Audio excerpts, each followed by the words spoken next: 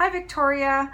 Seeing how you're doing video responses because your arm's out of commission, I thought I would do a video response. The only thing about video responses is I did start to type it out and then I wanted to record a video.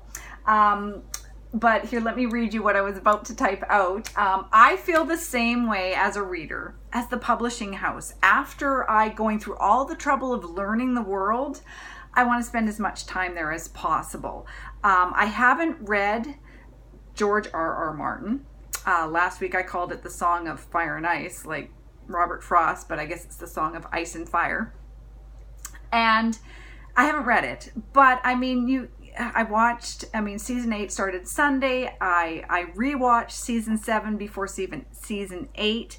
I went on to, wiki fandom there and, went into refreshed my memory because it's such a dense, epic world, and which I love so much. But anyhow, for reading, the personal experience I have, I haven't actually read some of the more common epic fantasy tomes and series, but I have read a lot of Anne Rice.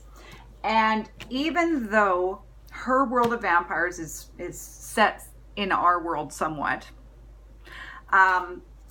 this has got so much setting and description, especially because we go into the past, we go into New Orleans, we go to places I've never been, and especially worlds that are populated by creatures that I never knew existed. So she does tons of world building, which would, I think, be as close to fantasy as my personal reading experience can get, because I just even though I want to read those fantasy ones, I just haven't found the time to really get into them. And this one, The Witching Hour, 965 pages, and I loved every one of them. And this book, published in 1989, I believe, launched an entire the Mayfair Witches world. So she world builds like crazy, and setting and description is at the core, just like you said.